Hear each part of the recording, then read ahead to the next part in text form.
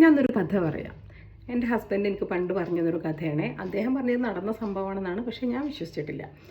അപ്പോൾ ഒരു ഹസ്ബൻഡും വൈഫും ഉണ്ടായിരുന്നു. അവർക്കൊരു 3 സ്റ്റാർ ഹോട്ടൽ ഉണ്ടായിരുന്നു. നല്ല തിരക്കുള്ള വലിയൊരു ഹോട്ടൽ. അതിലെ കസ്റ്റമേഴ്സ് ഇങ്ങനെ വന്നു പോയിക്കൊണ്ടേയിരിക്കും. ആ ഇടയ്ക്കൊരു ദിവസം ഒരു സ്ട്രേഞ്ച് ആയിട്ടുള്ള കസ്റ്റമർ ആ ഹോട്ടലിൽ എന്നും വരാൻ തുടങ്ങി.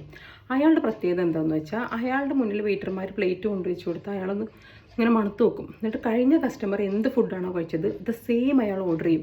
ബിരിയാണി, ഫ്രൈഡ് റൈസ് അങ്ങനെയൊക്കെ മണത്ത് നോക്കി ഓർഡർ ചെയ്യും. അങ്ങനെ വെയിറ്റർമാർക്ക് സംശയം തോന്നിയിട്ട് അവർ ക്ലോസ് ആയിട്ട് ഇയാൾ ഒബ്സർവ് ചെയ്യാൻ തുടങ്ങി.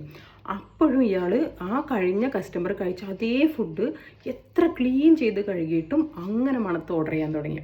അങ്ങനെ അത് മുതലാളിമാർ മിസ്റ്റർ ഹെൻഡേഴ്സണും മിസ്സിസ് മരിയ ഹെൻഡേഴ്സണും ഒക്കെ അറിയിച്ചു. അവരും വരും. അവരും ഇയാളങ്ങനെ ക്ലോസ് ആയിട്ട് ഒബ്സർവ് ചെയ്യാൻ തുടങ്ങി. അപ്പോഴൊന്നും ഇവർക്ക് ഒരു ഫോൾട്ടും കണ്ടുപിടിക്കാൻ പറ്റിയില്ല. പിന്നെ അവർക്കിതൊരു വാശിയായി, ഇയാൾ എങ്ങനെയും പറ്റിക്കണമെന്ന്. അങ്ങനെ മിസ്സിസ് മരിയ പറയും, നമുക്കൊരു പുതിയ പ്ലേറ്റ് പർച്ചേസ് ചെയ്തിട്ട് അയാൾക്ക് കൊടുക്കുക, അയാൾ എന്താ കാട്ടുകയെന്ന് അറിയാമല്ലോ എന്ന് പറയും. അങ്ങനെ പുതിയ പ്ലേറ്റ് പർച്ചേസ് ചെയ്തു. മരിയക്കൊരു കുസൃതി തോന്നിയിട്ട് മരിയ എന്ത് ചെയ്തു, അതിനിങ്ങനെ പ്ലേറ്റിലിങ്ങനെ ഫൂ ഊതിയിട്ട് അയാൾക്ക് കൊണ്ടുവച്ച് കൊടുത്തു. അപ്പോൾ അയാളെ പ്ലേറ്റ് എടുത്ത് സാധാരണ പോലെ മണത്ത് നോക്കി. അയാളുടെ മുഖം സന്തോഷത്തിലും അത്ഭുതത്തിലൊക്കെ ഒന്ന് വിടരും. എന്നിട്ട് അയാൾ ആ വെയിറ്ററിനെ വിളിച്ച് ചോദിക്കും, ഇവിടെ ലേഡി ഷെഫ് ആരെങ്കിലും ഉണ്ടോ കിച്ചണിൽ ചോദിക്കും.